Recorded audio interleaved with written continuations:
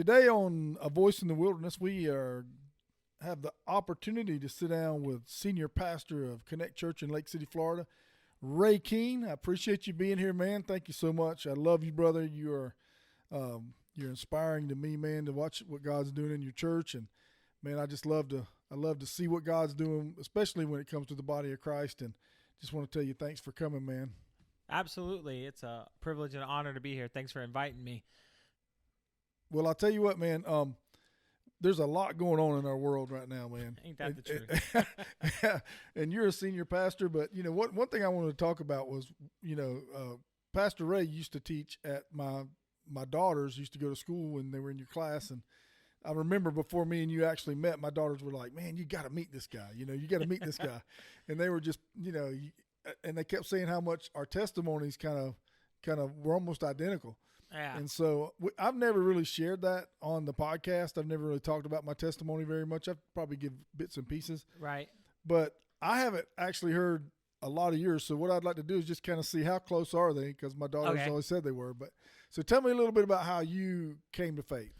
Yeah. So I was like I said, when we came here to plant the church in 2015, the church didn't exist. So, I had to take a job. Basically, I left a vocational position to, become bivocational. And in the process of teaching, I met your kids, and I was just telling stories, talking, and your daughters kept saying, "You got to meet my dad. Like, you guys are like the same person. Like, you got the same story."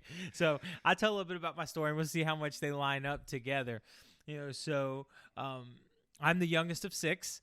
There's a big age difference between me and like my next brother is like 13 years. My sister, who's the oldest, there's a 21-year difference, almost 22. Now, do you want to go through your testimony, or do you want me to hit it up right? Because I'm the youngest of 8. Okay. I'm the youngest of 8, and my oldest sister was my 8th and 9th grade science teacher. That's how far apart we are. Oh, my goodness. She taught me in school.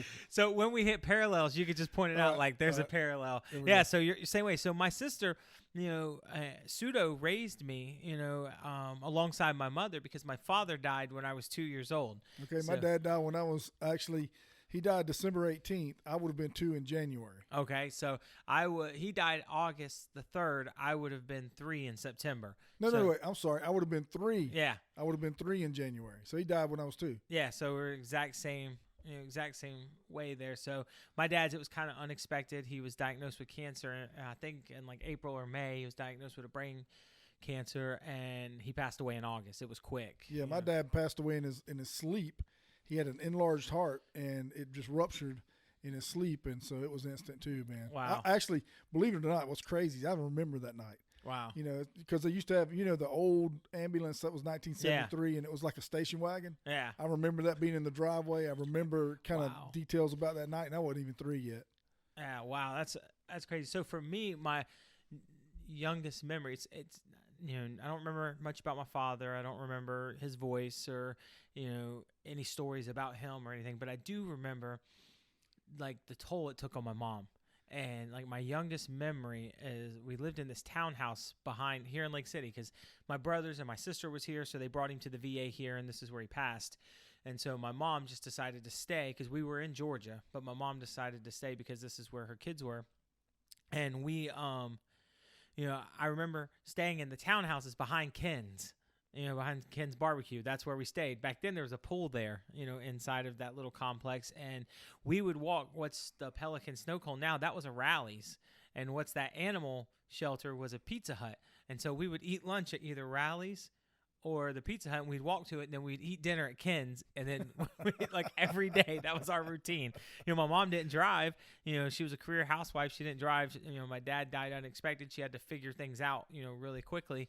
And as a result, we walked pretty much everywhere we went. I remember just walking everywhere. And we also, we'd slept on the couch. Like my mom, for whatever reason, wouldn't sleep in a bedroom for years. And so for the first few years of my life, I would say 10 years old, maybe even 11, we slept on couches. She slept on a couch on one side of the living room. I slept on a couch on the other side, and we never slept in the rooms. I think just because she couldn't bring herself to go there, right, because of my dad passing. And so I will say this about my mom, and it's a testimony to love. My dad died in 88, And my mom has never looked at another man, never even given a thought to another man. She's gone on, I think, one date in 33 years. Now, see, this is crazy because when my mom, when my dad passed, we had a Western Auto store here in town. Right. And my mom had to take that over. I mean, she was like, had no experience in business, and she had to actually come in there and start running that business. And fortunately, it did well for us financially. But, I was raised by Lily Mae. She was actually a black lady that my mom hired to keep our house, and she actually kind of raised me because my mom had to go to work. But what's interesting about that is my mom has never remarried either. Wow. And I asked her one time, I'm like, Dad, why have you never, she dated a little bit, but I said, why have you never really, kind of gotten hooked up with anybody since Dad? And she said, I'll never find another man like him. That's what my mom said. Yeah, it's kind of crazy. Verbatim. So, yeah. My mom's like, there'll never be another man like your dad. Man, I can only hope that my wife would say that. If I killed over, she'd probably be like, hey. Yeah. I tease Tony all the time about that. I'm like, yeah, if something happens to me, you can spend the life insurance on the next one. You guys can live your best life. Yeah. So my sister, I'm very close to my sister, and she's kind of, my parent as well, because she jumped in and took the role of raising me. And like my sister paid a price for it, for raising me. So I grew up in this house with two women, and one kind of pseudo played the role of a man. My sister would work and come home, and my mom was like the mom. Like she cooked, she was the nurturer. Like I didn't go to my sister for like nurturing or sympathy because it didn't exist. My sister's, not the most empathetic person. She's kind of, I got that trait from her. Sometimes I struggle with that too. And my sister's like, hey, life's tough, suck it up. It's kind of her, that's her philosophy to life. Sometimes life sucks, suck it up. Like you just got to roll with it. And so, I know my sister, she worked two jobs to take care of me. I remember she would, during the day, she was a merchandiser. She helped put Gatorade on the map before it was kind of like a thing. She worked in all the stores. And like, I don't know if you remember this or not, but like, you would pull Gatorade off these black trackers, and like those trackers, had like chains that suspended them in the air, and they were like this cool technology that the little head just sat on it and you just pulled it off. She installed those all over, this region, and she would buy cooler space for, the company that owned Gatorade before Pepsi bought it. Now Pepsi owns it. And she worked for the Pepsi Corporation for, I'd say somewhere near 25 years. So she did that. And, she worked for a third-party company called Advantage Sales, but it was subcontracted by Pepsi. And so, anyway, she did that for about 25 years as a retail merchandiser. And then she would work nights and weekends at Pizza Hut, as a waitress, just to try to make ends meet and to try to make it. And so, like, she didn't have to do that because I wasn't her responsibility. It's crazy about, you talk about how close you and your sisters were. Yeah. It was similar for me too, because my sisters were in high school when I was just a little thing. And so like when I see my sister's friends around town, they remember me, but I don't really remember them very much because I was so little, but they remember me running around with my sisters. So I'd be at the high school with them, the Tri-High meetings, the drive-in movie theater. They would take me everywhere. Wow. Because, it was like I had 5 sisters and 2 brothers, but the thing about it is my sisters were so much older than me. It was like I had a bunch of moms. Oh, wow, yeah. You know what I'm saying? So it was similar with me, too, when it comes to my relationship with my sisters. And so, like, our family structure was broke down to the way they were all boys. There was 5 boys and my sister. So, like my dad, I think he kept trying to have another girl and just, like, kept striking out. I'm thankful that, he didn't give up because otherwise I wouldn't be here, But, so my sister, she took the large part of raising me, and she tried to give me, the experience the best she could. But, like, there comes a certain point, and I've had a heart for young men, especially because of this, because I know I lived it. I know what it feels like. And you'll relate to this too, because there comes a certain age where you receive this, the idea, the revelation comes to you that you're different. Right. There's a hole there. Something's missing. Absolutely. And I'll never forget when it happened for me. So my,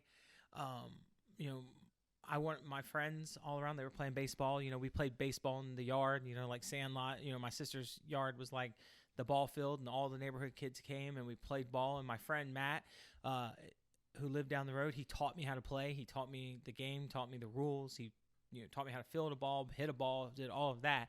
And so now came the time that I wanted to play at the next level. So my sister, enrolled me into City League, and then City League became like AAU baseball. And, so I started, making, the same track as, other people who play sports, seriously. And I remember we played in this tournament, and my sister had to work. She couldn't go.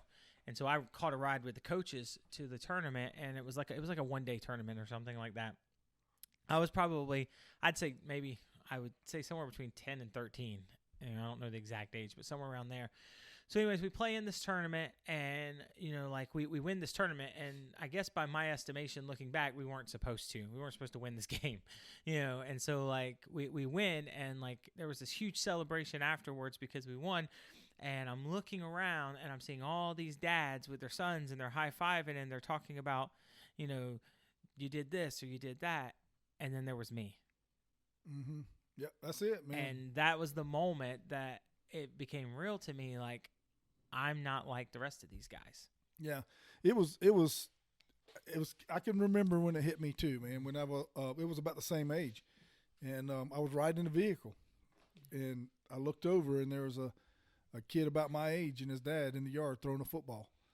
And I remember that's when it kind of clicked for me. I was just like, man, I'll never get to experience that, on this side of life. And I remember thinking whenever I was playing football, I remember my mom and them, man, they were so supportive. My mom and my sisters, that my family really were supportive of my athletic career. But there was just, like you said, there was something missing. And so what I did to compensate, originally my compensation for that gap was I would develop really deep relationships with my coaches. Yeah. I mean, really deep, like I almost looked at them like they were my fathers. But then it didn't take long, and that became older guys that I hung out with and drinking, and it became like I looked up to these guys in high school when I was a junior high guy, almost like, like a father. And I started, everything they were into, I started getting into it. Same story, almost identical, because what happens is you get this. First you recognize the hole, and then you want to know why the hole was there. Right. And, obviously I understand my dad died. It didn't take a rocket scientist to figure that out. But understanding the what isn't the same as processing the why. Amen. Why did that have to happen to me? And so if there is a father, listening or watching, I would say, don't underestimate your value in your kid's life. No. Your never. Voice is going to play a critical role one way or the other. Good or bad. If it's silent, it's going to play a role. So just thinking that, I won't have a say, you're still having a say. It's going to play a role. Right. If you can be involved in any way, shape, or form, you need to be involved. Amen. It makes a big difference. And so in ministry, we see that all the time. All the time. I mean, Yep. it's so simple to spot it. You can see it in especially young girls. Mm-hmm. A lot of what's going on right now in our world with social media and the way that these young girls are behaving online and all that, a lot of that comes from that absence of having that relationship with their dad. Absolutely. And seeking gratification from something else that your father's supposed to fulfill. And this is the crazy part. Some of these young women have dads that have been living at home their whole life. Yep. I've had young girls sit down in counseling sessions and weep tears, and their dad's always been there. He just worked so much that he wasn't there. Yep. Because sometimes it's not like when we think like absentee dad, we think like the Joker who abandoned his kids. Right. You can be present and be absent at the same time. Amen. If you're not there and making a conscious effort to get to know them on their level, this is I know this isn't the direction we want to go, but I just want to touch on it real quick. For as a parent, who my kids are starting to come of age where they're developing their own personalities, it's challenging because like me, I'm like I would say kind of in some ways the atypical guy. I like sports, I like, those are things I'm into. Well, my son, he's not really into sports. He's a musician. I'm not really into music. You know, I mean, other than listening to it on the radio, but, you know, he's learning to play the drums. And, like, you know, right before I left to come here, he's picking up the guitar, playing on the guitar. I would never have that passion, you know, or the dedication to invest into that, you know, but I can look at it and say, okay, well, he's nothing like me, so I'm not going to try to reach him, or I'm going to say, you know what, it's my job as the father to find some way to find commonality with him. Yeah. And I'm going to keep working at it until I figure it out.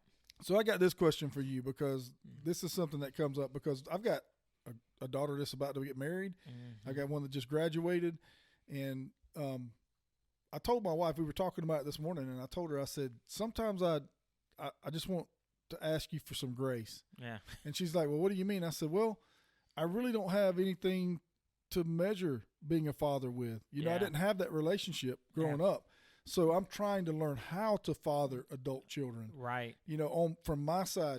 And so I don't know if that's something that you deal with, but for Constantly. me, it's a constant learning experience for me. I know we can't say it because it's not really socially acceptable anymore, but like my idea of parenting was Heathcliff Huxtable. You know? And it's like, and it's nothing like that, you know, Right. or Full House where it ends in 30 minutes with a hug. It's nothing like that. Right. Like that's not how parenting works. And I had nothing to balance it too myself. And, you know, like, I mean, I could look at my brother's examples and look at them, but I wasn't close enough to them, you know, growing up, you know, because nothing against my brothers, but they were living their own life, you know, Right. like they had their own responsibilities, and they tried as much as I, you know, give them, you know.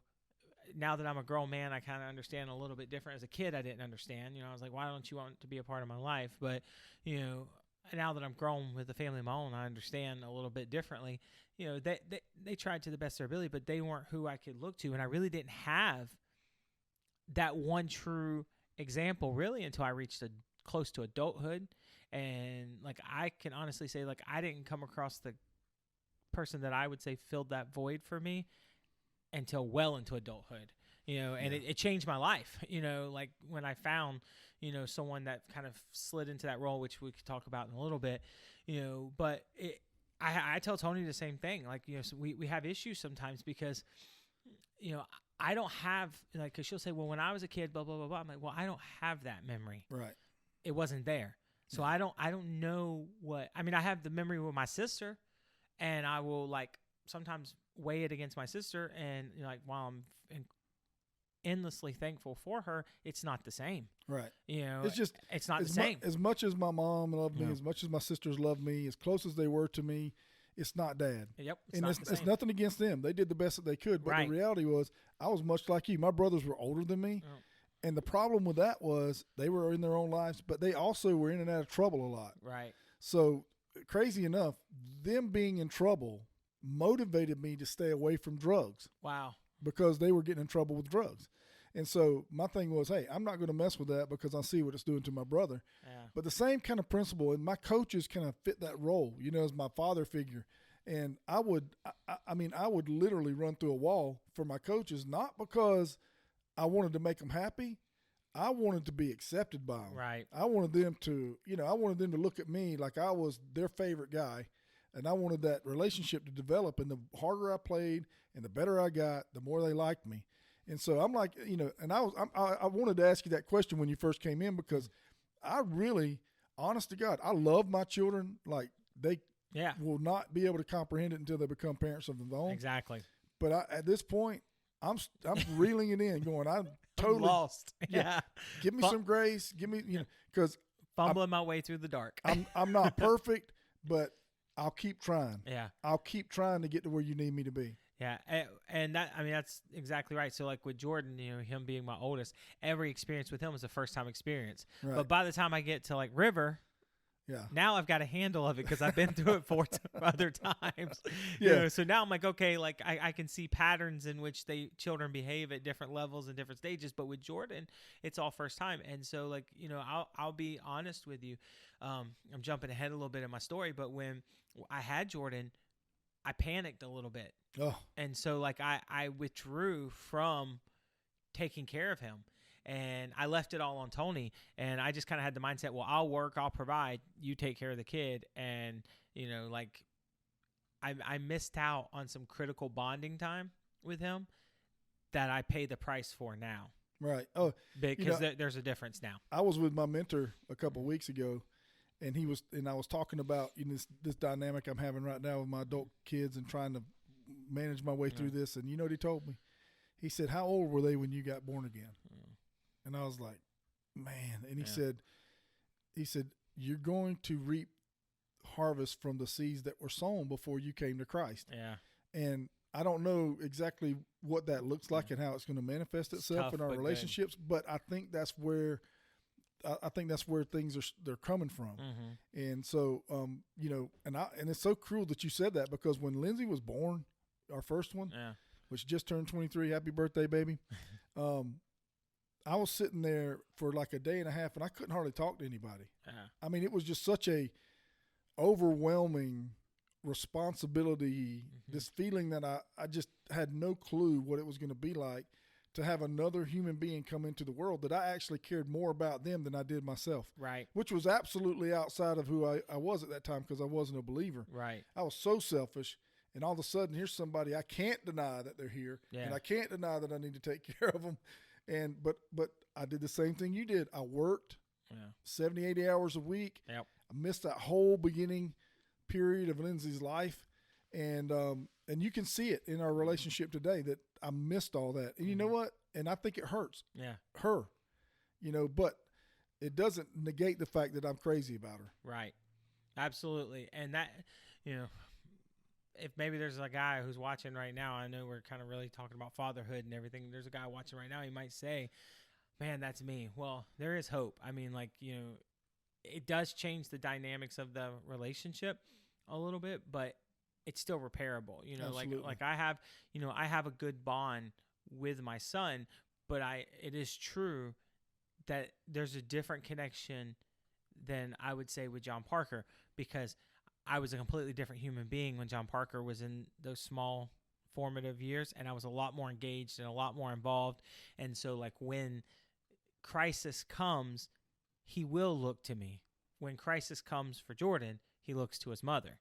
Because that's who was there when he needed, when he knew he could count on her, he couldn't count on me. And so that was kind of like in his subconscious. And so sometimes I'm not going to lie to you, as a father, sometimes that hurts. I know he's going through something, but he won't come talk to me about it. And he doesn't want to share it with me. He doesn't want me to know about it. He'll wait for his mom. And, I'm okay with that. I was laughing and joking about it with someone, but it's true. I signed him up for football, bought all the equipment, went out in the yard, practiced with him, worked through, the repetitions, took him to all the practices, helped coach the team when I didn't really have time or want to. He gets in the game. He gets a sack. Greatest moment. He sacks the quarterback. Coolest moment ever. He comes over to the sideline. He's like, "Dad, did you see that?" I'm like, "Yeah, I did. It was amazing." He's like, "I know. I can't wait to tell Mom." What's our contribution? I had this say, it's crazy, man. The parallels in our lives are insane, because I just texted Gracie today, because Crystal was talking about a conversation that they had. I texted her today. I said, "Honey, when you have an issue with me, come to me." Yeah, not going to happen. I'm the only one that can fix the problem between me and you. Yeah. So, but my kids are the same way, man. The two older ones that were growing up when I was lost and I was working so much and I was always gone, they both run to Crystal. Yep. It plays a role. It's a subconscious thought to go to the one that they're committed to. And, that was the model that I had, because my sister loved me, and my sister loves me. She'd do anything in this world for me. But my idea of parenting from a father's perspective was based out of work, because that's what she did. Right. She worked 2 jobs. She did whatever it took. So to me, I have this mindset that love is like every time you turn on the light switch and the lights come on, I just said, "I love you." When you open up the fridge and there's food in there, I just said, "I love you." And so it wasn't something, not that my sister never said, "Hey, RL, I love you." That's what my family calls me, RL. Cause she did tell me she loved me. I wasn't devoid of being told that I was loved, but it's not how we showed love. I understood she loved me because she worked and sacrificed. Right. I recognized that the sacrifice was love, because that's what she told me. She said, love is really spelt W-O-R-K. Yeah. It's sacrifice. It's, love is sacrifice. And, I saw her sacrifice. Which, you know what? Honestly, that's biblical. It is. Absolutely. That's biblical, yep. because what we do in our culture today is people think if they're attracted physically to another person, that's love. That's not love. That's not love. That's No. lust. Yeah. And that's what the enemy does. And that will fade. Yeah, it will fade. And you get wrinkles, and you gain weight, Yep. and you don't look the same. Your hair falls out. Your hair will grow everywhere you don't want it to, Don't and I it know won't it, grow brother. where you want it to. That's right. And so that's what the enemy does. He'll pervert love. Yep. And it's actually called lust. So that's interesting that you talked about that. But when you actually, like, what period of your life did you actually, like, come to your faith? Okay, so as a teenager, I went back and forth to this church down the road from my house. And, so like my friend, I had a good friend whose dad was the pastor of the church. So that kind of helped draw me in. And this is where the Bible, like, really solidifies where it says the word of God doesn't return void. Because even though, like, it wasn't fully sinking in and I was nominal in my faith with Christ, when I knew that I had hit rock bottom, I knew I could go to Jesus. Right. It really opened up a door for me, before the door was even there. And so what happened was, I started going to the church, and, like, most, teenagers, I went through that phase where I was, like, on fire for Jesus, and then that fire went out really quickly. And so because the void you were talking about, how you look to older people, me too. Some of my friends like Matt, I looked to him, and, like, he was into some not so good things.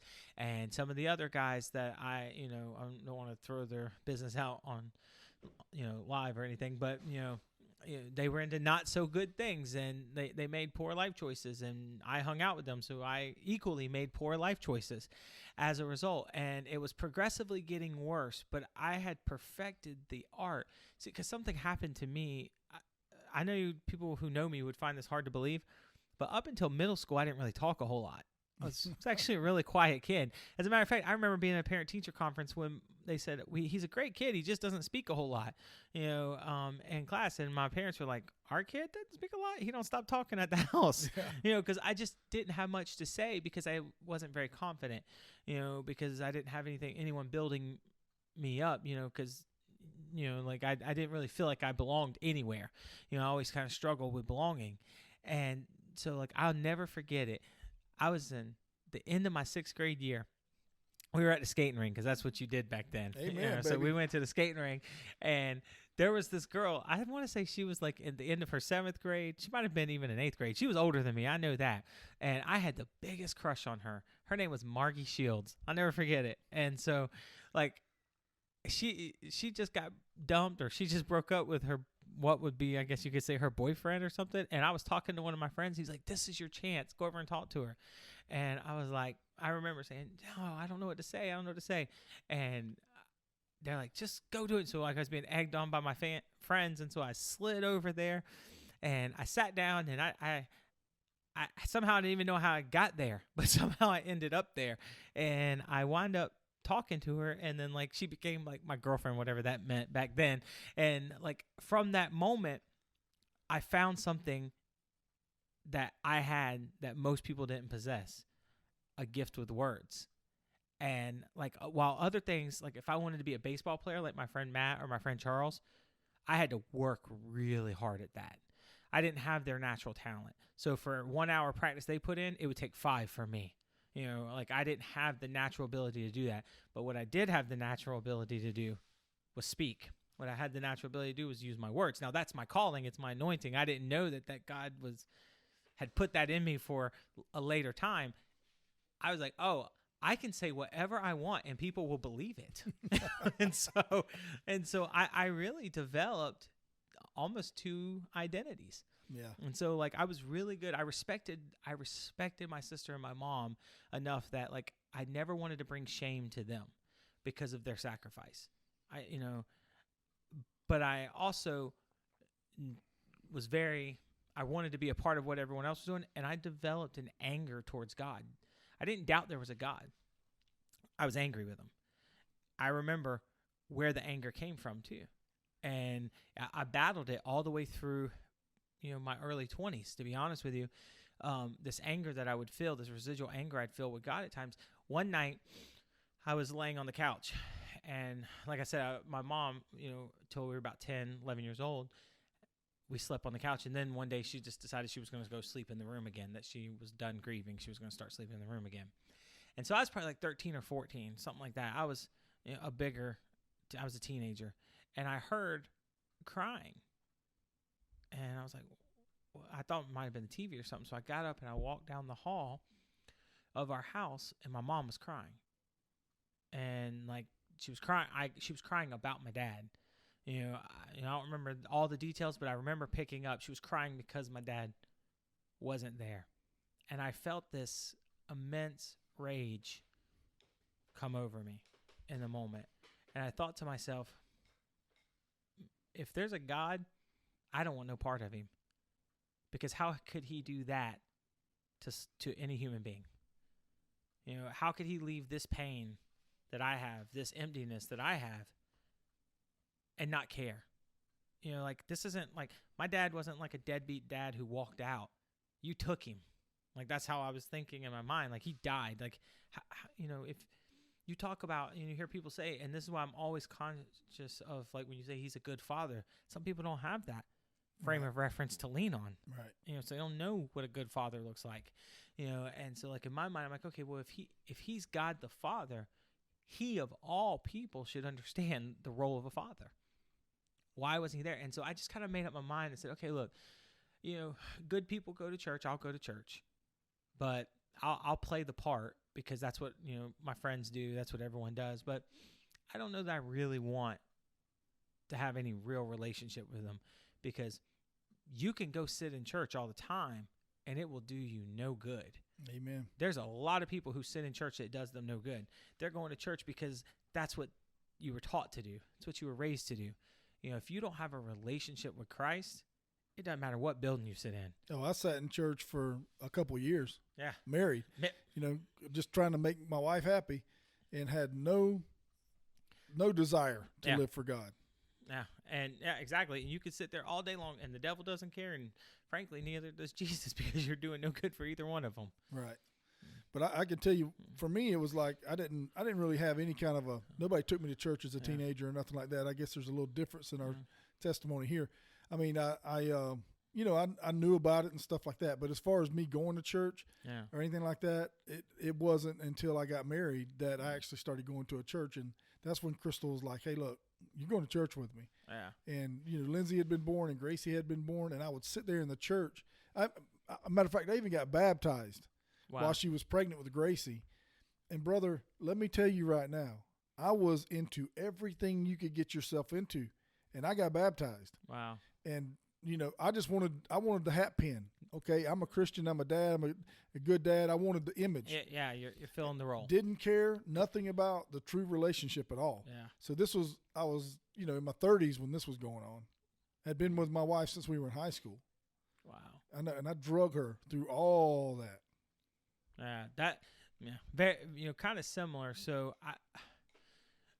things progressively got worse, because this is the thing about faking. You can only do it so long before the real you starts to show up. Right. I mean, you can't keep up with all the lies. Right. And no matter how good I was at, spinning lies, basically, but, saying to people the things that they wanted to hear, to make sure that they thought that I was what they wanted.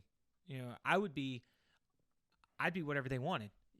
I was a chameleon. I didn't know who I was, because if you needed me to be Ray the athlete, okay, I'll be Ray the athlete. You need me to be Ray the Christian, I'll be Ray the Christian. You want me to be Ray the drug addict, I'll be Ray the drug addict. It didn't matter to me. I had so many different variations of who I was depending on who I was around, that I didn't know who I was. I was lost in so many identities that I didn't even know what mine was. And I remember I went to this party, it was on New Year's Eve. I told Mom I was going to a friend's house, and we wound up going to this party. And it was a college party, and I was still in high school at the time. I was at my senior year. I was in high school, and we went to this college party in Gainesville, and it was crazy. Things got crazy, and we were doing drugs and everything. And I remember Sunday night that rolled over into like Monday morning, somewhere around the 3 o'clock hour. 3 a.m. is about the last time I remember. I passed out. When I woke up, it was Tuesday at like 7 p.m. I lost a whole day of my life. Monday completely disappeared from my life. That's how hard we partied. I woke up. I was like, "Whoa, where am I at?" And I'm like, they're like, "Oh, you're still here, at the location." And I said, "Well, what time is it?" They're like, "It's 6 o'clock." I'm like, "I slept all day." They're like, "It's Tuesday." I have no idea what happened those 24 hours. That's when it hit me. Yeah. My mom was freaking out because she had been calling me for 24 hours and couldn't get in touch with me. She was very upset, obviously. And I remember, I gave her some line that my phone was dead or something. I don't remember. It was broke or something like that. And I remember driving home thinking, I don't think I'm going to live 5 more years. Yeah. At the rate I'm going. I don't think I'm going to live 5 more years. And so now I wasn't following the Lord then, but I just made this conscious decision then, I think I'm going to start changing some things. And so I started cutting people out of my life because it wasn't that I was trying to be better. I just was like, I don't know where I'm at. I was in a really dark place. And then I got a call from one of our friends that a friend of ours that we partied with, he had died. And he had gotten really high, and he ran into oncoming traffic on the interstate. He had ran out into the interstate in South Florida, and he had died. Young man. He was like 19, 20 years old. Gone. And it was drugs.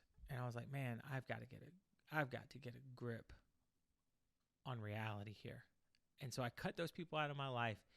And the worst thing ever happened to me. I hurt my knee. I messed up my MCL. And I was on crutches. It seemed like for an eternity. And while I was on crutches, of course, now I couldn't drive. I couldn't go anywhere. I was gaining weight. I was, just sitting at the house feeling sorry for myself. I was in this dark place. I was miserable. I didn't want to talk to anybody. I just wanted to be left alone. And one of my friends called me and said, "Hey, you need to get out of the house." And I said, "I don't think I want to go anywhere." And they said, "Well, I want you to come be my +1 at this golf banquet." And I was like, "I'm certainly not going to a golf banquet. Like, it's not even a real sport."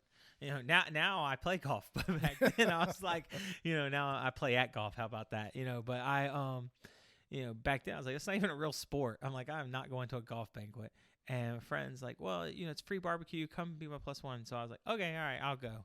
So I wind up going, and I sat across the table from Tony, who's now my wife. And I listened to her talk all night, and I was just completely enamored by her. And the next day I called my friend. And I said, "Who was the blonde sitting across the table from us?" And they're like, "Oh, that's Tony, but she doesn't date. Like she doesn't date. She that's not her thing." And I said, "Well, I just need you to get me on the phone with her. I'll take care of it from there. Like, just 3-way call. Get us on the phone. Remember that? Let's do a 3-way call. And get me on the phone." You just spoke Spanish to a new generation. They're like, "What's that?" Get me on the phone with her. And man, I don't even know. I was throwing out such lame lines. I'm like, "Look, I don't care. I'll be your friend. I just want to know you. Whatever it takes." And so we wound up dating, and but Tony was very direct. Tony came from kind of a rough background herself. Her parents were, heavy drinkers. She grew up in bars. And so she wanted no part of that life. And now I'm just transitioning out of that life. So I'm like, now I've got to put on the ultimate facade because she's wanting something that I'm not, because she's like, no partying. Okay, I don't party. Like, not in the last 8 weeks. But no partying, no drinking, no drugs, no even smoking cigarettes. I don't want, none of, I used to smoke cigarettes back then. And the only reason why I was able to get away with it is because she thought I was addicted to gum, and her parents smoked and my sister smoked, so she couldn't tell. Of course I smelled like smoke. It was in my house. And so, to the day she caught me, we almost broke up over it. So anyway, long story short, we wound up getting together, and she became kind of my whole world.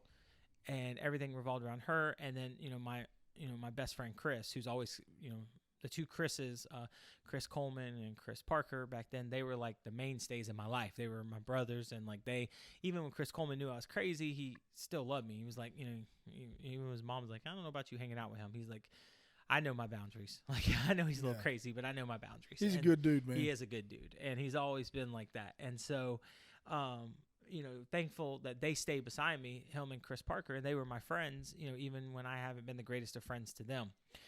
And so me and Tony got married, and then we had a kid. And like this whole time, I'm kind of like faking it because I'm like, okay, I know this is what Tony wants. She wants a guy who's going to church. She wants a guy who's, not going to do these things. And it wasn't that I was opposed to it. It just wasn't who I really was. Like, right. I still didn't have my identity. I was just being another version for someone else. And I just really liked Tony, so it made it easy. Yeah, she's awesome, by the way. Yeah, she is. She's definitely my better half. I tell people all the time, I know how much God loved me because of the wife He gave me. You know what I'm saying? I mean, she's like way out of my league, but that tells me how much God loves me. Yeah, absolutely. Same for you, by the way. I think the exact same thing because I often ask myself, like, I don't know what I did to deserve a woman like Tony. Yeah. Because she's been a great woman in my life and a great partner. And there are several times where I would have left me. So I know that God gave her some strength to endure. That's for sure. And she's from the moment we started dating, I was like, man, like she's everything to me. And so, but what happened was we got married really young. Had a kid really young. Now I'm a kid myself. She's a kid, and now we're trying to figure out how to raise a kid. And neither one of us really know what we're doing. We don't really have any idea of what this actually is going to look like. This is the thing about marriage and commitments. It takes 20 minutes to say some words that you're going to spend the next 60 years figuring out what they mean. Like it's not, brother. That is so true. Like you don't know what that means. I mean, you don't know whether or not you really love someone until you start fighting over a sock drawer or something like that. Like and so we had Jordan, and I was afraid, like almost identical to what you said, holding him in my hands. I was like, oh my God, I've got this life. And so I had two fears. I don't know if you had this or not.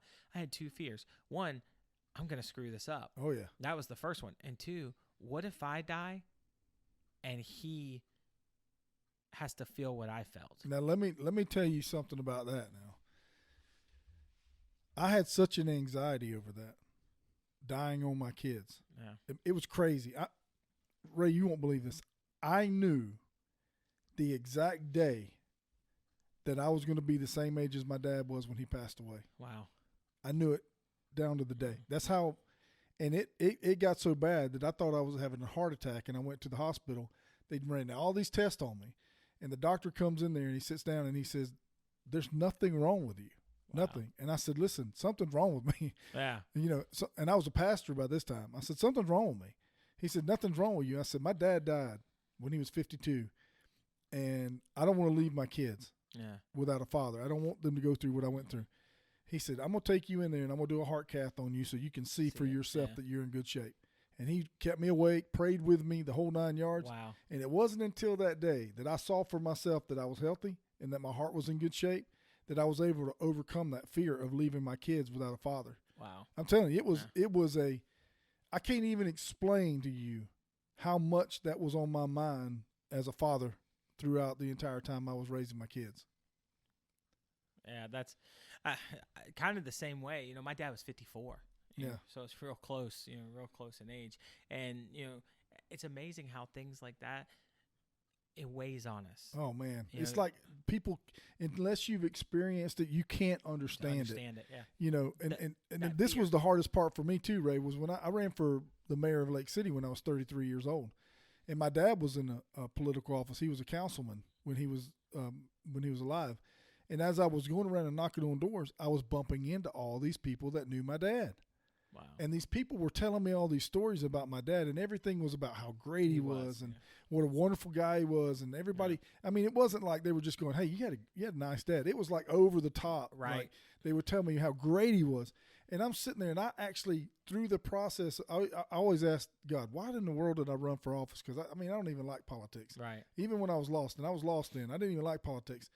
But I think that God sent me through that process because I really got to know my dad through his friends, through the process of campaigning. Wow. And so, but that made it even more difficult for me, to be honest with you, because then I kept thinking, this guy would have been my best friend. Yeah. He would have been my biggest cheerleader. He would have been my best friend. He would have been, and you, in your mind, you start going through all these scenarios of what you're missing out on because he passed away while you were so young. So it was a good process, but it also created a little bit more of a dynamic that I had to deal with. It sure did. That's something I was about to touch on, like part of that fear, like, okay, I'm going to die, and then, the other side of that was my dad was like a hero to everyone. My dad's been he's been dead. He passed away in 1988. He's been dead for 33 years. You meet someone who knew my dad, they talk like he died last week. Yeah. They're still sad about it. It's like this guy was like a world changer, and they're like, your dad was such a compassionate guy. He was a caring guy. They would tell me stories like, hey, your dad on Sundays would fire up the grill and would cook hot dogs and feed every kid in the neighborhood. Yeah. Now, my dad couldn't rub two nickels together. He was a relatively poor guy, and he worked hard for everything that he had, but he was a giver. He gave things away. Everyone speaks so highly of him. It was like, your dad's such an amazing person. And so then there was this fear of expectation versus reality. Like, okay, what if I'm not that guy? What if, okay, so like there's this expectation that we're coming from a legacy of, like this guy's a legend. Yeah. Like what if, what if I'm not that thing? What if I'm not a legend? What if I'm a failure at this? What if I ruin this kid? And so Right. like all of that kind of played a role and say, you know what, I trust Tony. I'm gonna let Tony do it.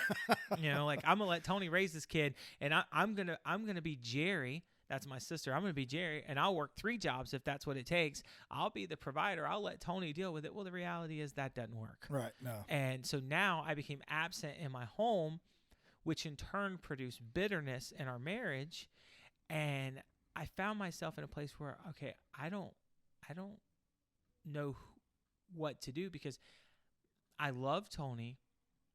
And I was in love with Tony, but I couldn't come to grips with who I was and what I wanted to be instead of what everyone else said I should be and everything I pretended to be to everyone else. And so I found myself in this place where I didn't want to be around anybody. And then it got dark. When you come to the place of being at rock bottom and you kind of reach that place where now you've played every card you can and you've got nothing left, it starts to get dark. Oh yeah. And I know you're a little bit about your story, so I know you'll relate to this. Then you start spiraling. Oh, it went out of control for me. And it gets out of control. And I became mean and, said things. I said things that I wish never would have come out of my mouth. Amen. That like things that if they ever came up, I would be mortified. I would never want, them to ever come out. Some of the things I said and did during that time. I was that guy, Ray, that when I was going through that period, I was that guy that if my wife did something I didn't like, I didn't care if we were in the middle of a grocery store and I didn't care if we were at a family function. Right. I would lay into her in front of everybody. Yeah. And it was just when you get to that part where you're just so you're trying to hold everything together, but everything's coming unraveled at the same time, and you're realizing I don't have any control over what's going on in my life. I'm totally out of control, and this is fixing. The wheels are coming off, and there's nothing I can do about it. And that's right where I was. I went and talked to our pastor at the time, and I told him, I said, like, everything that I am, it's unraveling, and like, because, Tony was leaving, and so I was like, we'll do marriage counseling, we'll do whatever. And I'll be honest with you, at the time, it wasn't because I wanted to stay with Tony. I know this is sad, but it's because I didn't want to pay child support. Yeah. I was trying to keep her. I had 2 kids now because now Allie was here at this point, and I'm like, it's cheaper to keep her than it is to pay child support. Like, I'll be living underneath the bridge paying child support on 2 kids, at this stage in my life. And, like I had this great job, and like in my job, I was like being celebrated, and I was like, like this, everything was going phenomenal in that place. And, I was gaining attention from other areas. And so I was like, oh yeah, that's awesome. That's perfect. I think I'll be okay without her. But then I got to thinking about that. And so I started reaching out to help, because I remember one day we got in this big argument. I told her, I said, hey, listen, when I come home today, don't be here. Don't be here when I come home. This is my house. You and the kids can get out.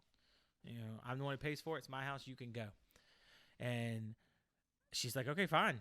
So, she started packing up. And then while I was driving at work, I got to thinking, man, that's my whole check. That's going to go child support. I'm going to have to work another job just to eat noodles. Yeah. I'm like, I better call and make this work.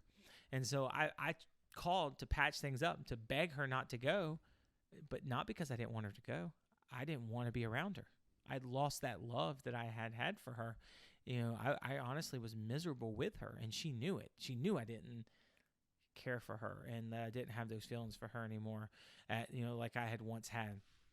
And that I was cold and distant. But it wasn't because of anything that she had done. It was all because I was spiraling. And I said, okay, fine. I said, I'll go to marriage counseling. I'll go to church. We'll do whatever.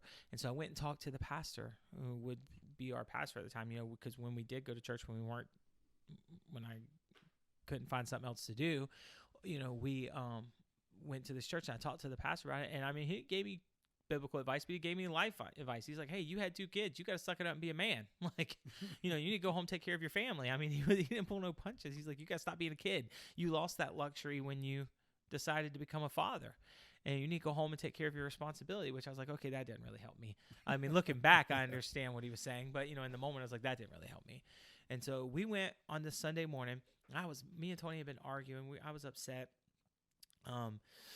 Throughout the week we had been arguing, not that morning. And Chris was sitting in the back of the church working on the sound system. And I was like, I'll be in the building, but I'm not going to sit next to her. That's how I felt. I was like, I'm not even going to sit next to her.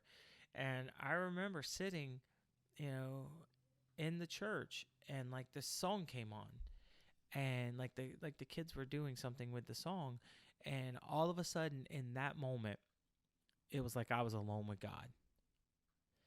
And I asked God in that moment, I said, listen, I don't want to feel like this anymore. Like, I don't want to be this person. I mean, my best friends didn't want to be around me anymore. Like, I remember Chris Parker telling me, like, I can't handle you. You're so negative. Like, everything is bad. Like, you're difficult to be around. I don't really like being around you because you bring everyone down. And like, we had been friends for years, and for him to say that, like, it really stung. And so I was like, I don't want to be that guy anymore, Lord. I was like, I tell you what, if you could heal this pain that's in my heart, and you could restore my marriage, I'll give you my last breath on this earth. I will leave this earth serving you in some capacity. And I meant it. And I remember I cried, like, I've never been much of a crier in my life. I tend to deflect emotions naturally, like that's my natural instinct, sometimes. And I remember I cried and cried and cried. I probably cried years of pain away because I think in that moment, it's not that I didn't know God. I understood God, but I didn't have that relationship. And it was like a wall broke down that allowed that relationship.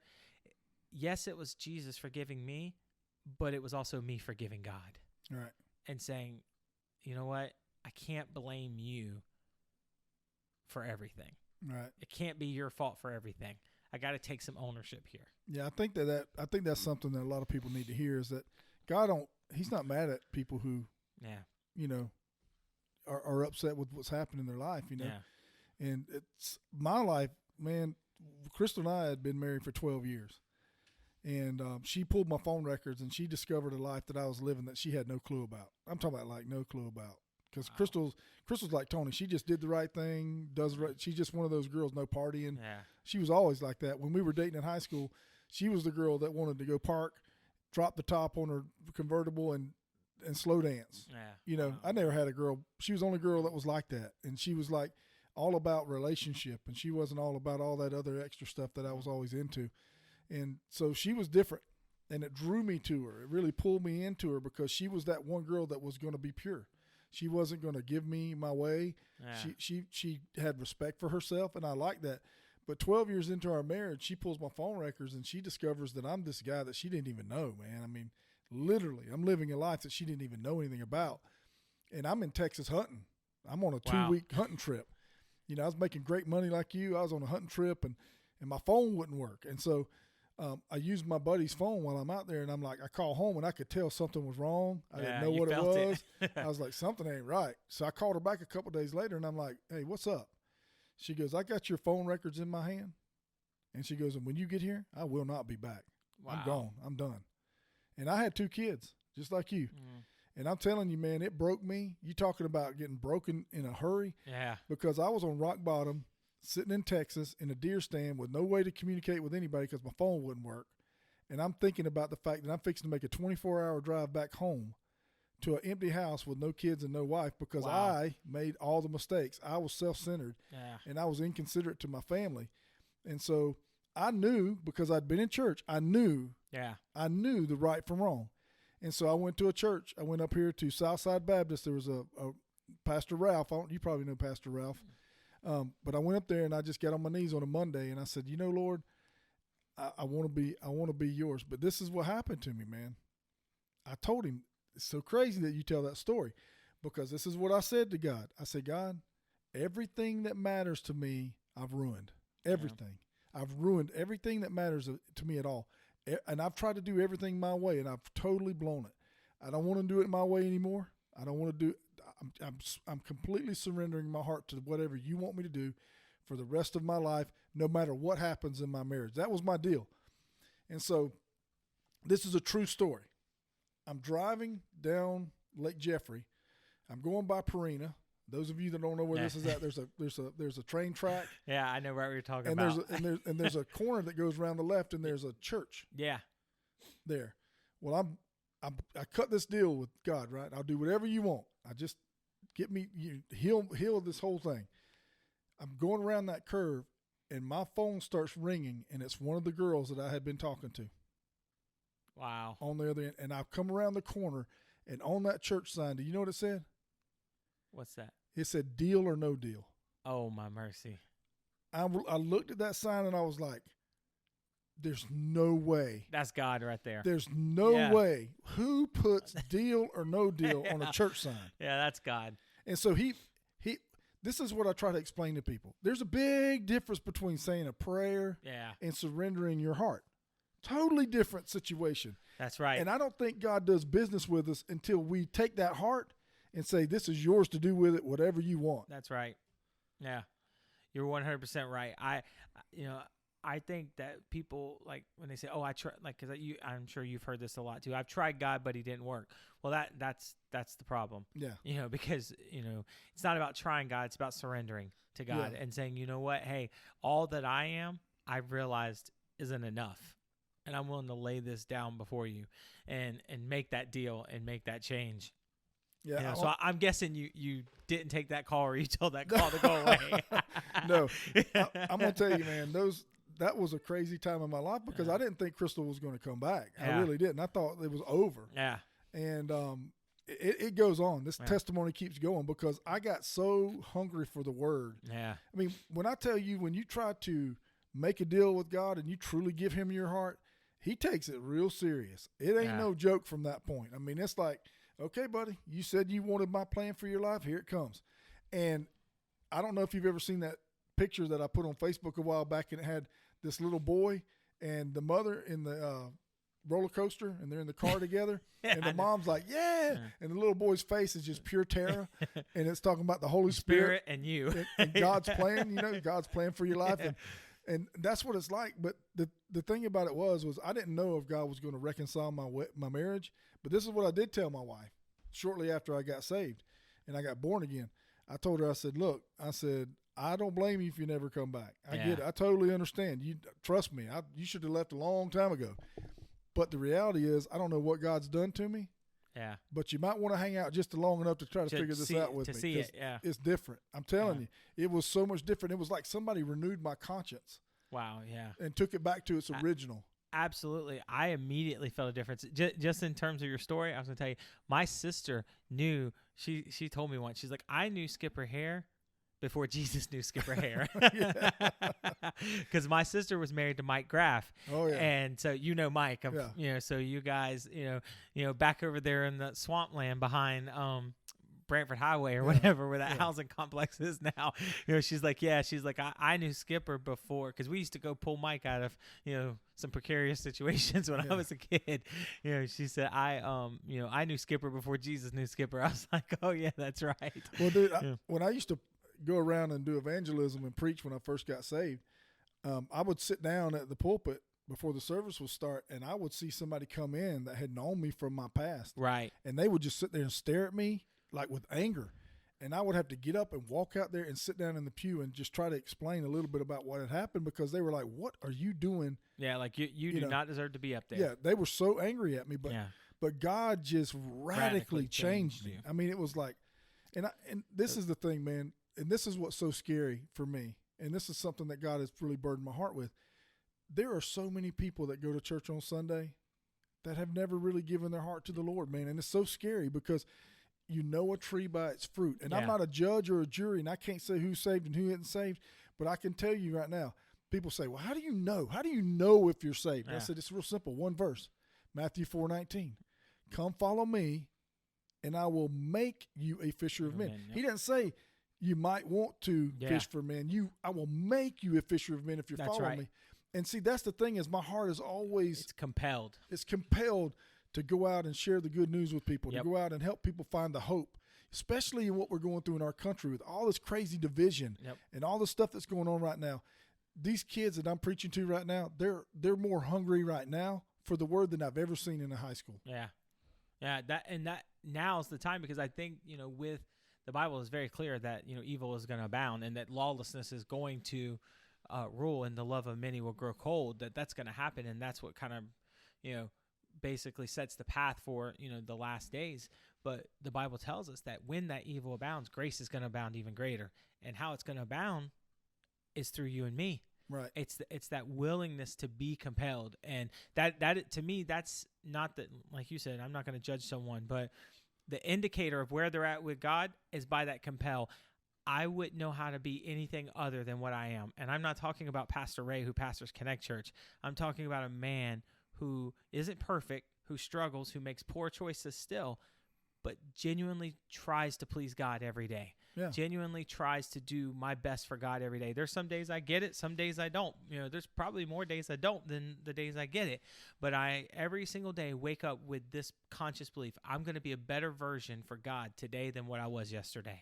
And it's all about the people. It's like I was talking to a group over at Belmont the other day, and I said, and some of the kids that were in there, I had a chance to disciple for a little bit of time. And this is what I told them. I said, the reason that I don't drink, it's because I know that's not what God wants for me. But on top of that, if you walk into a restaurant and I'm sitting there with a big old pitcher of beer and I'm snockered, everything I've said to you is out the window. Right. And that's just not worth it to me. I would rather let my witness to you be priority over my want to go out and have a beer. That's right. And it's the compel that makes you, that says, you know what, it's not going to change my life one way or another. I'm compelled to do it. I know when I made my change, I left that church. I got in the car and told Tony, I'm different. Yep. Her response was, we'll see. Well, I was different. And when things came and the way she had an expectation of me to respond a certain way and I didn't, she was like, okay, something's changing. Yeah. Well, this was the funny thing. My mother-in-law, of course, knew me all the way back from high school. My mother-in-law, she'll actually tell you that when Crystal told her we were going on a date, she was wondering how she could get a restraining order. To make it stop. Yeah, she's like, you're not going out with him. Like, no more. Like, you got to stay away from that guy. Yeah. How do we make that happen? So anyway, she, but honestly, man, when it all came down to it, and I knew God was calling me, and I was standing there with her and my mother-in-law one night at our house, and I said, y'all going to think this is crazy. I said, but I really think God's calling me into the ministry. And they physically laughed at me. Wow. Because And anybody that knew me, BC Skip, it shocks people. Yeah. I remember I preached a funeral one time of a young lady that passed away from a drug overdose, and I preached her funeral. And there was a guy in the audience that I had bad blood with when I was lost. And I remember I went and saw his stepfather shortly after that. And his stepfather came to me and he said, he came to me and he told me, if God can do that to him, he can do it to anybody. Yeah. It rocked him to see how that much change. God had shifted me, because he had never seen me since I had been saved. Yeah. And so it rocked his world to see how much God had changed me. And, you know, I don't know, man, it's crazy how much we have in common. Yeah. And I'm just going to tell you, man, it's refreshing to hear you. I can tell you, man, because sometimes when you're in ministry, man, you feel like the punching bag. Right. You know what I'm saying? And sometimes you just feel like I'm worn out. I don't know if I can take it anymore, because the enemy's just constantly after you. Yeah. And it you know, I'll go ahead and tell you, I'll be the first one to tell you, if you think you're called to do God's work, get ready. You better be tough. You better be tough. You better be tough, man, and you better be able to deal with it, and you better take offense and just go ahead and put it to the side. Yep. Because you will get offended if you don't. Yeah, you'll be heartbroken quick, fast, and in a hurry if you're not careful. You won't be good to anybody. You won't be good to anybody. That's the truth. And, you know, for me, when I reach those moments where I'm like, okay, what was I thinking? I go back to that sound booth, and I hear the Holy Spirit say, you said your last breath. Yeah, oh yeah. And I'm like, okay, let's do it again. Well, what happened to me was I prayed to receive Christ on a Monday in December, but I kind of put off my baptism, and then my pastor called me one day, and he's like, hey, man, when are we going to do your baptism? And I said, well, I want to do it in the Swanee River. Right. And I want to build a dock to get down. Yeah. I got a lot down there, and I want to do it there. And he said, I don't care if I got to climb up a vine to get back off the bank. Let's go do it. Wow. July 1st. Nice. 2008. He took me down there, and this was the deal. I had said that I wanted to begin a relationship with Jesus in December, but there was something in me that knew I wasn't going to really and truly surrender until I publicly declared it in front of everybody. Right. So you made that proclamation. Yeah. So when I got baptized, that's when God got a hold of my heart and shifted everything in my heart and changed me back to the original. And I remember thinking when I came out of the river, I was like, man, I feel so clean. Yeah. And it was crazy how much it changed me. And it was crazy because I remember Crystal was still really upset with me about the things that I had been up to. And I remember thinking, I wish she would quit messing with me about it, because I don't feel guilty anymore. I mean, honestly, it renewed me to the point to where I felt guilty for not feeling guilty. Right. You know? So for me, it was, and I love what I do, man. Yeah. I wouldn't change my life right now for anything that life has to offer. Anything the world has to offer, I don't want it. Yeah. Because I believe that, honestly, I'm the wealthiest man alive. And that's because I've got a wife I love. I've got kids that I love. And I've got ministry that I get to go out and speak to people every single day of my life and tell them about the only hope that they have. And I believe that when it comes to true wealth, that you can't be wealthier than what we do. That's right. This really is the best life you could ever ask for.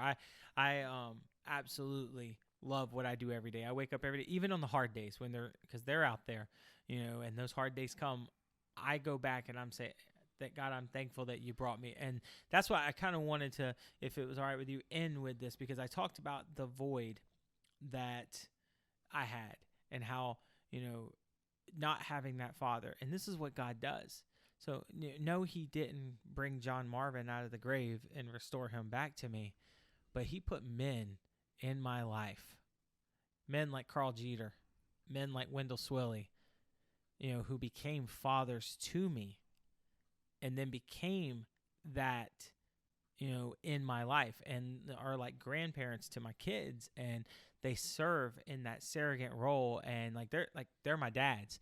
You know, like I can genuinely say that Carl Jeter and Wendell Swilly are my dads. If I'm broke down on the side of the road, they're who I'm calling. Right. You know, if I got a problem with something, they're who I'm calling. I'm calling to talk to them, and like they have filled that role in my life and have been there for me and have helped me in ways that I never thought that any human being would be there for another human being, let alone someone that's not even biologically kin to them.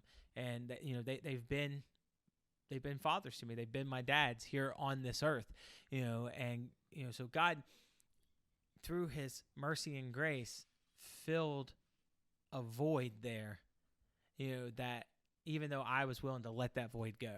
And a lot of times what happens, we hold on to this pain and we can't move past where God, where we're at, and to move into the purpose that God's called us to, because we're so busy holding on to this pain that God's saying, listen, I know it's an ugly world and that bad things happen, and it's sad that these bad things happen. And while certain pains are never going to be erased, your dad's not coming back. You're not going to see your dad till you're on the other side of eternity. I'm not going to see my dad till I'm on the other side of eternity. He's not going to come back. But God was in his mercy and his grace, when I was willing to let that pain go, he said, I'll bring peace to it. It may bear a scar, but I'm going to bring peace to it. And you're going to be able to move forward. This is the crazy part about it. And I'll ask you the same question. That scar of it being fatherless, I wouldn't trade it for anything. Yeah. And if I could go back, I don't think I would change anything. I really don't. I would say it's instrumental in my call. I understand. Absolutely. I understand now, not saying that God did it so I could be in this place, but I can understand how it happening has created who I am now. No doubt. And the things that break my heart, and the compassion that I have for children who don't have fathers, and we've adopted, we've fostered, we've taken kids in, because I understand more than, I'm in the minority of understanding what that pain feels like. Right. And I am thankful, I wish John Marvin Keene was on this earth and he could see what his baby boy has become and the things I've done in my life. I wish we could celebrate those together, but this life made me what I am. And even the bad that I've done, or the bad choices I've made, or the pain that I've been through, it's prepared me for this moment to hopefully save someone else from having to go through it. Yeah, and I'll say this: anybody listening or anybody watching, I just want you to hear this, because right now I've got a very, very close friend. His dad's in ICU over in Gainesville, and my heart is breaking for him. Yeah. But I want you to hear me if you're out there listening when it comes to your father's relationship. I cannot tell anybody listening or watching what I would do for one day as a mature adult to spend one day with my father. Yeah, absolutely. Just one. Just so I could talk to him and ask him some questions and gain some wisdom from him, because that's one of the hardest parts about being a dad is right now, if I had that dad, I would go sit down with him and I'd say, help me understand what I'm doing, because I have no clue. I'm lost, man, and I need help. But I want you to understand that if you've had an opportunity to spend time with your father here on earth, do it. Man, do it. Don't let nothing hold you back from doing it. I don't care. Just forgive him. Yeah.